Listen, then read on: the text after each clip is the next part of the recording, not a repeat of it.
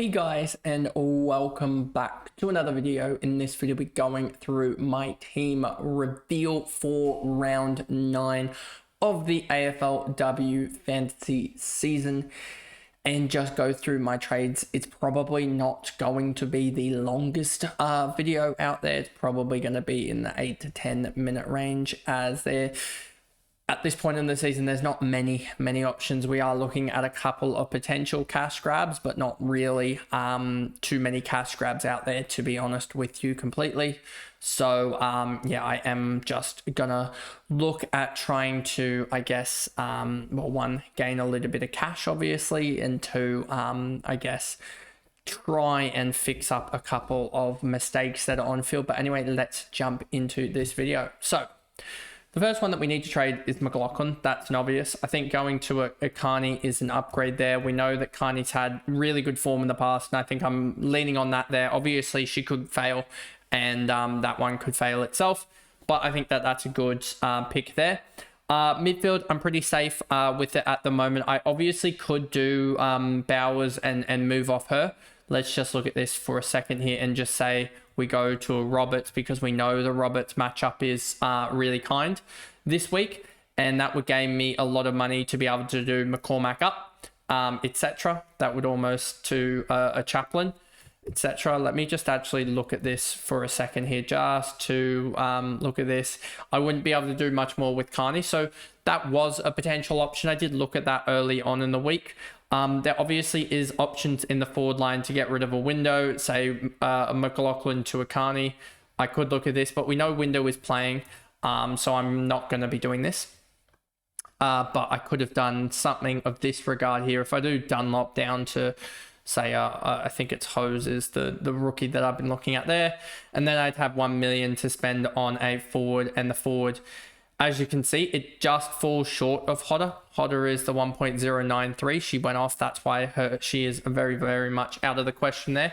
Obviously, if I went with McCormack instead of Hodder, sorry, not instead of Hodder, instead of McLaughlin, I would fall directly on it. Or would I fall 1k short? I'd fall 1k short of it. That's how annoying and nagging that would be. But so I'm not going to be doing that.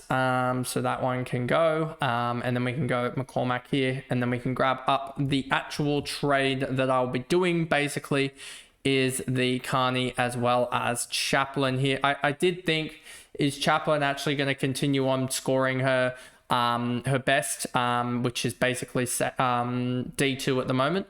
But I just think that, yeah, I need to cover her off a little bit here. Carney's going to gain, hopefully, a little bit of cash. She does have the richer matchup, which is positive. Window hopefully gains a little bit of cash. And then I still have Lauren Young to be able to expend to get Window up next week to the likes of a Malloy. As we know, Malloy is 814k. If we look at the stats by Jaden website as well, and we look at the break-evens for Malloy, if we look at that, she's got a 74 break-even. Window has a break-even of 47, and we know Carney's break-even is 65. We're hoping from this weekend that the last 4 weeks that Carney goes sort of around that 75 marker, give or take. And then if Window can just pull out a big performance this weekend against Brisbane, I know a tough-ish matchup, but if she can go 75-80, she'll gain pretty heftily on the likes of a Malloy, who I expect to have a tough-ish matchup this week against Carlton, but after that, have a really good matchup. And if we're getting Malloy for the sort of around a straight swap with Window, and then we might have enough cash at that point to get Scholes up to the likes of Lucy Wales. If we go to the rucks, and we go here and we look at the, I'll do it this way. If we look at the rucks, here you can see Wales and Scholes are basically at the same break even. So whatever they score is going to be where the difference is made. And we do know that Wales has a really positive matchup. So we'll see how that goes. Scholes is probably one that I'm looking at potentially upgrading, just because Wales is so far better ahead, it looks like. But we'll see how that goes. And I think this year is basically just proven to me again, this back end of the year, the last couple of weeks. Yes, I've been a little bit unlucky with the Window out. That cost me for probably 50 odd points, at least, if not more. That cash generation is still critical. I could obviously go and get and do a trade similar to this. If we were to, yes, remove it. What is Lauren Young's break even at this point in the year? She's got a 33 break even. Dunlop has a 44 break even. Young, I think, has the potential to beat that. She is averaging for the year 40 odd. So she's doing pretty well there. I could obviously get rid of the likes of Lauren Young instead and get the Wilson, who I'm pretty sure is playing. Let me just double check that for you guys.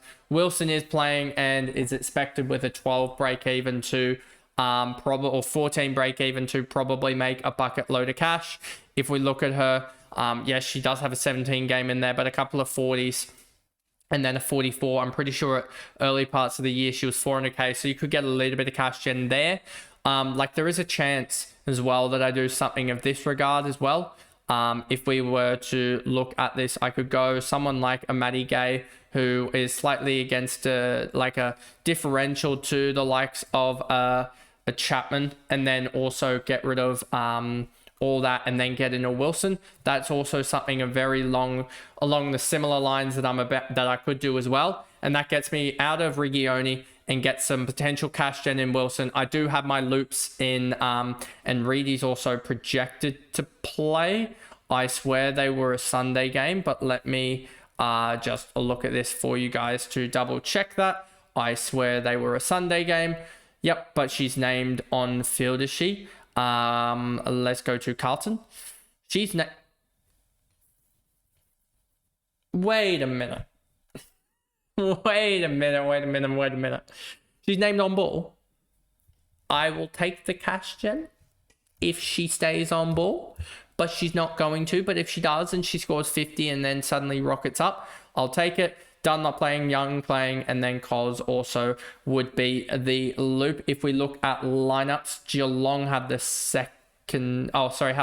have the third game of the week, but Adelaide get under it alongside Essendon. So Adelaide will get under it. So you'd go the Noffy VC, and then I'd go something of this regard here, like this, and then obviously can move Window after the fact if she isn't playing, and put Young in that spot there, covering that off. But I would be doing that, and then I'd be going Riddell or Garner. I'd probably be going Riddell in this spot here. Garner seems a little bit inconsistent, and Riddell's just out matching her pretty much week on week. 120 last three, whereas Garner is a 106. I could obviously go Gardner against Carlton, but we will not be doing that because I don't think Carlton are the best matchup for mids. And I also just back in Riddell a little bit more. If we just go to fixture difficulty for midfielders and we go to mids, you'll see that the likes of Richmond is a plus matchup and Carlton just a barely negative. So that is probably what I will do. I do want the cash generation out of Wilson. Yes, it means I'm a little bit tight on the Saturday to getting the VC in, I believe, as Origioni obviously named at the moment, but probably won't be named in general. If we look at Melbourne here as well, you'll see Origioni actually top of the interchange, but I doubt that she'll actually play, to be honest with you. Although she might play because it was Shelley Heath that's out injured. We'll just have to wait and see on that one, but I definitely have a feeling that, that the likes of Rigioni won't play.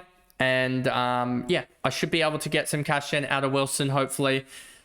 Dunlop has a 40-odd break-even, and they do still have tipping in the side from what I remember, which will mean that Dunlop probably loses a little bit of cash, but Wilson could gain a lot more. Wilson could gain, just looking at it quickly here, Wilson's probably has a better chance of going.